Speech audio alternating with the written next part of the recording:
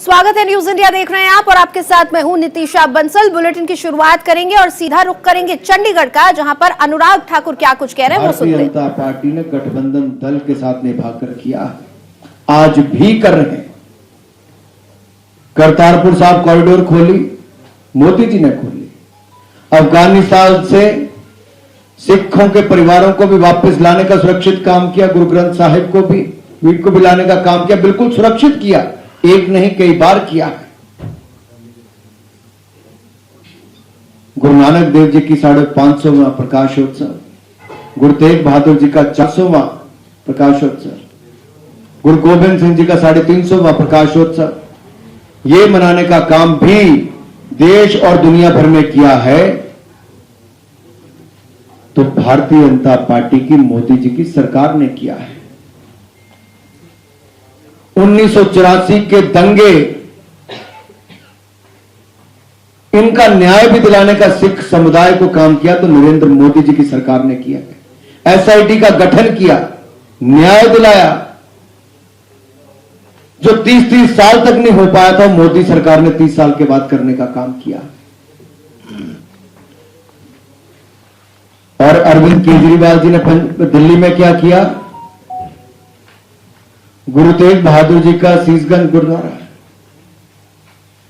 वहां पर प्याऊ जो लगा होता है उसको भी तुड़वाने का काम किया है। ये पंजाब में क्या करेंगे? अगर दिल्ली में ही पंजाबी दूसरे नंबर की भाषा थी, अरविंद केजरीवाल जी ने पंजाबी भाषा को साइड पे कर दिया, उर्दू को स्थान दे दिया। पंजाबी मंत्री नहीं बनाया, सिख मंत्री नहीं बनाया, महिला मंत्री नहीं बनाई, पंजाबी टीचर नहीं रखे, लेकिन पंजाब में वोटें मांगने, झूठे वायदे करने आ जाते हैं। इसलिए चुनाव की बेला पर पंजाब के भाई और बहनों से मैं कहना चाहता हूं, यह बहुत जरूरी है समझना, इनके पीछे इनकी सोच क्या है। खालिस्तान समर्थकों के घरों पर सोना, प्लान करना, खालिस्तान का प्रधानमंत्री बनने तक के सपने देखना, इनके लोगों ने कहा है। ये अपने आप में बहुत बड़े प्रश्न चिन्ह खड़े करता है। मैं अंत में इतना ही कहूंगा, आप बैठिए, पीछे सब लोग बैठिए भी, आपको भी खड़े।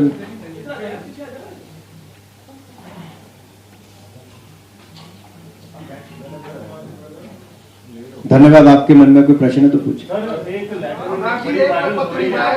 एक एक करके प्रधानमंत्री को कहा कि जो आपने आरोप लगाए हैं इसकी जांच करवाई जाए, लेकिन कुमार विश्वास का बयान था तो उसकी जांच करवाई जाए, इस पर क्या आप कुछ कहना? देखिए, जांच करवाने की बात तो एक तरफ है, ये तो आरोप सिद्ध होते हैं, एक नहीं। ये जो एएपी पार्टी है, इसके ही फाउंडर मेंबर्स ने कहा है, किसी और ने नहीं। इनके और अब आगे बढ़ते हुए रुक करेंगे बड़ी खबर का। सीएम चन्नी का पीएम मोदी को पत्र, कुमार विश्वास के दावे की हो जांच, अलगाववादी की चुकाई है भारी कीमत। तो ये बड़ी खबर हम आपको बता रहे हैं। सीएम चन्नी ने पीएम मोदी को पत्र लिखा है और उन्होंने कहा है कि जो आरोप लगाए गए हैं, जो बातें कही गई हैं कुमार विश्वास के द्वारा, उन पर जांच हो।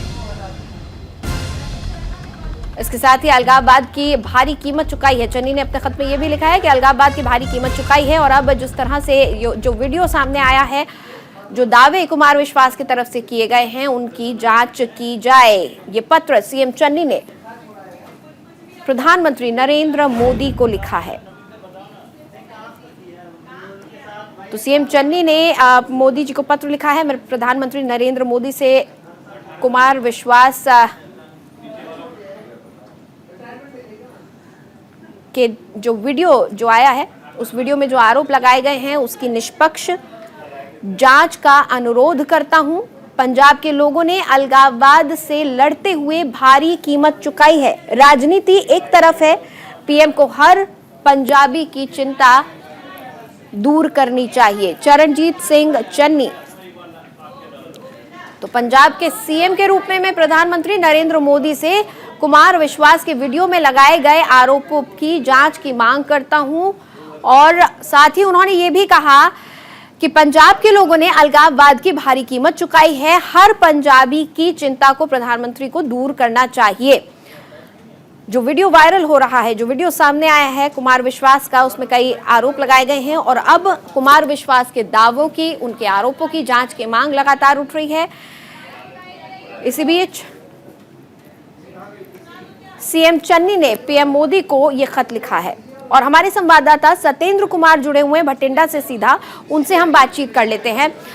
सत्येंद्र, ये जो मामला है अब लगातार बढ़ता जा रहा है। अब सीएम चन्नी ने खुद खत लिखकर प्रधानमंत्री से जांच की मांग कर ली है।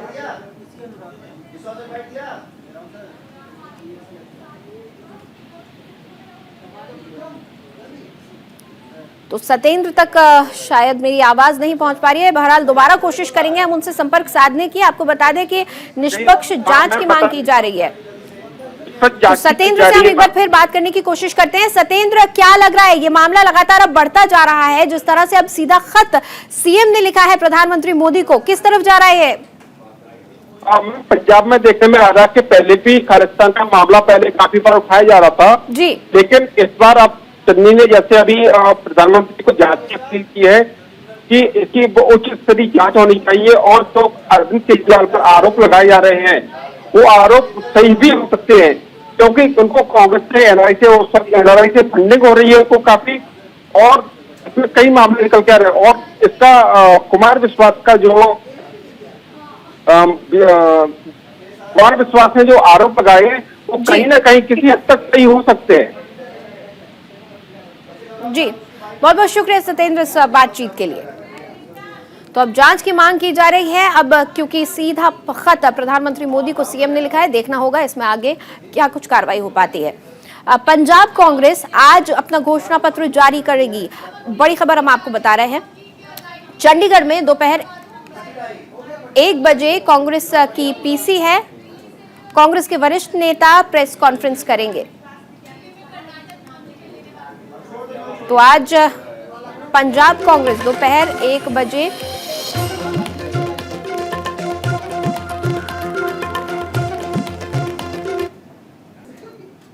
और अब सीधा रुख करेंगे जालौन का, जहां पर अखिलेश यादव जनसभा कर रहे हैं।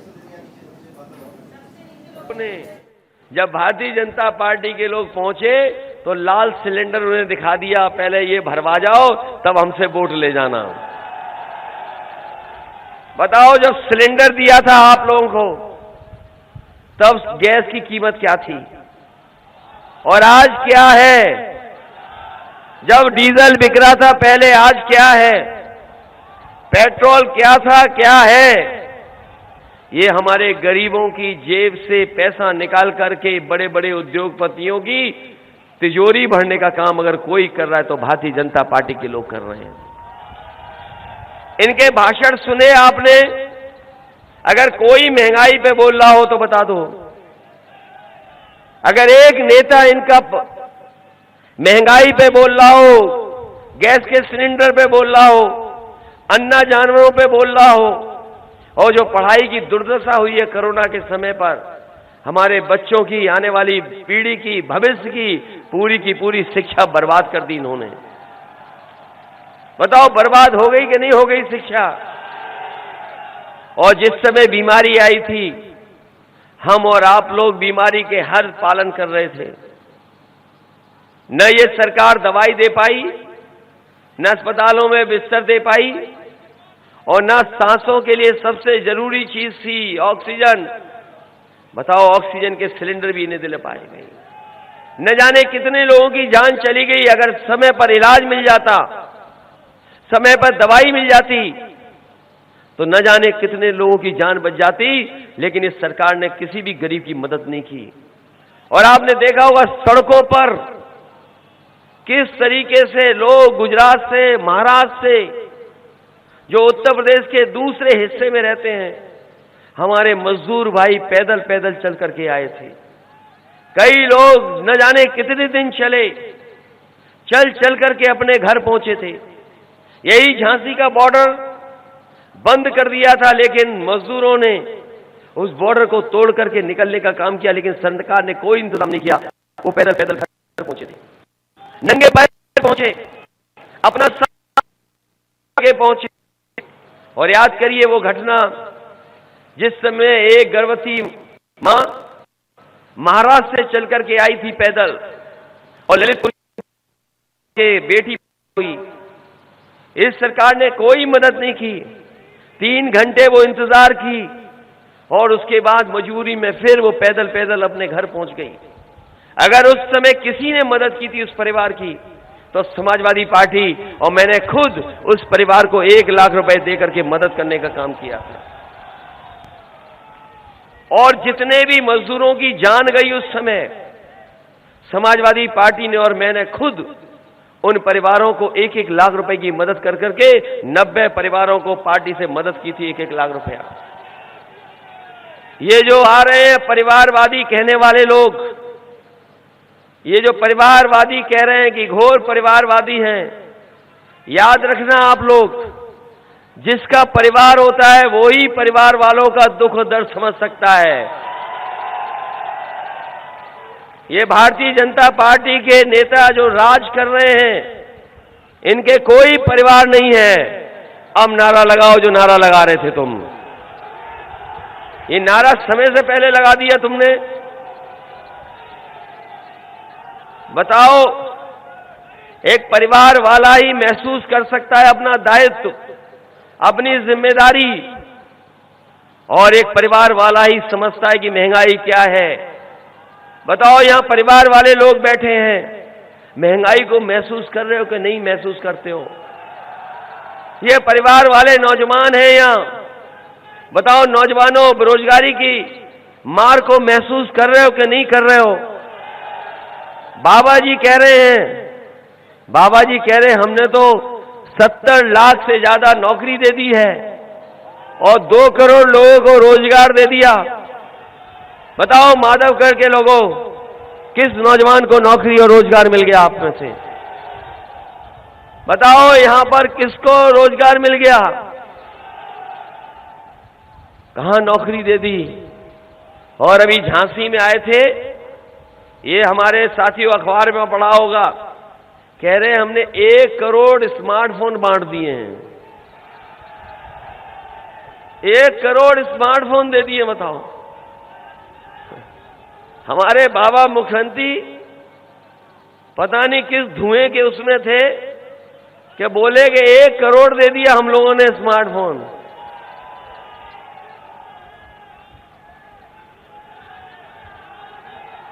एक करोड़ स्मार्टफोन कहां मिल गया? बताओ माधवगढ़ के नौजवानों, किसको मिल गया आपको? न लैपटॉप दिया, न टैबलेट दी और न स्मार्टफोन दिया। और वो देते भी क्यों आपको? बाबा जी खुद कंप्यूटर नहीं चला पाते हैं। ये जो डिजिटल इंडिया का सपना दिखा रहे थे, ये भारत डिजिटल नहीं बन पाया, हमारा देश डिजिटल नहीं बन पाया। ये नौजवान जानते होंगे, हमारा देश नहीं डिजिटल बन पाया। लेकिन व्यापार करने वाले अमेरिका की बड़ी बड़ी कंपनियां समझ गई कि कारोबार कैसे किया जाता है। हमारा देश नहीं बढ़ा, बीजेपी के लोगों ने हमारे अपने देश को नहीं बढ़ाया, बड़ा बड़ा कारोबार और लोगों को दे दिया।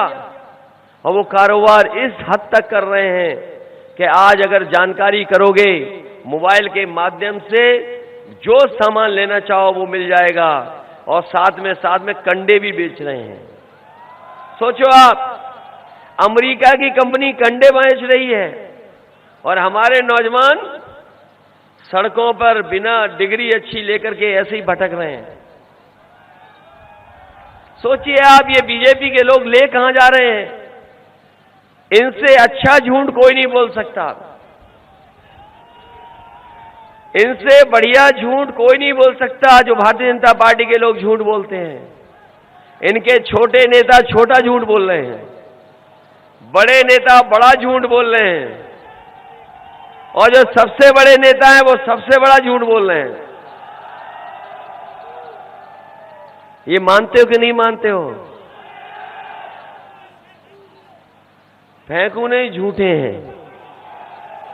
इनके बड़े नेता कैसा कैसा झूठ बोल रहे हैं, सोचो। और याद कीजिए किसान भाइयों, मैं संकल्प लेना शुरू किया था, अन्न संकल्प ले रहा था मैंने अन्न संकल्प लिया और मैंने बहुत सारे लोगों को अन्न संकल्प भी दिलवाया। मैंने कहा कि किसानों के सम्मान में, किसानों की मदद के लिए हम ये लगातार अन्न संकल्प ले रहे हैं और इसलिए अन्न संकल्प ले रहे हैं कि उत्तर प्रदेश से हम चाहते हैं हमारे किसान और गरीब भारतीय जनता पार्टी को हराएं और हटाएं भी, जिससे हमारा उत्तर प्रदेश खुशहाली के रास्ते पे जाए। लेकिन बुंदेलखंड यहां पर जो समस्याएं हैं पलायन की है, यहां तमाम लोगों को नौकरी रोजगार नहीं है, बाहर जाना पड़ रहा है। यहां पर पानी का इंतजाम सही हो, पानी के साथ साथ अन्ना जानवरों की समस्या का समाधान हो। इसलिए समाजवादी पार्टी ने, हम सब लोग तय कर करके आए हैं कि आने वाले समय में जब समाजवादी सरकार बनेगी तो घरेलू बिजली का बिल 300 यूनिट माफ होगा, कोई बिल नहीं देना पड़ेगा। आप बताइए, जब बिजली का बिल आता है तो करंट लगता है कि नहीं लगता है? और बाबा जी ने कितनी महंगी कर दी बिजली। और किसान भाइयों, सिंचाई के लिए जो बिजली इस्तेमाल करोगे, सिंचाई के लिए एक भी पैसा नहीं लगेगा, सिंचाई भी माफ होगी आपकी। हमारे किसानों के लिए कोई लोन लेगा तो इंटरेस्ट फ्री लोन होगा, उनमें कोई भी इंटरेस्ट नहीं लगेगा किसानों को अगर वो किसान लोन लेते हैं। अभी तक समाजवादी पार्टी ने 500 रुपया महिलाओं को दिया था, पेंशन दिया था और पेंशन 500 रुपए दे रहे थे। लेकिन आने वाले समय में समाजवादी पार्टी ने तय किया है, महंगाई बढ़ी है, इसलिए 500 रुपए पेंशन नहीं, 3 गुना कर करके 1500 रुपया और साल का 18,000 रुपया पेंशन देने का काम समाजवादी सरकार में होगा। मैं अपनी बहनों को कह के जा रहा हूं, आगे पढ़िए, पढ़ाई करिए और कन्या विद्याधन भी उन्हें 36,000 रुपए देने का काम समाजवादी सरकार में होगा। हमारे जो गरीब किसान हैं, जो हमारे किसान हैं जिन्हें खाद नहीं मिल पाई, इसलिए समाजवादी पार्टी ने तय किया है कि 2 बोरी डीएपी और 5 बोरी यूरिया उनको देने का काम समाजवादी सरकार में फ्री होगा, कोई पैसा नहीं लगेगा।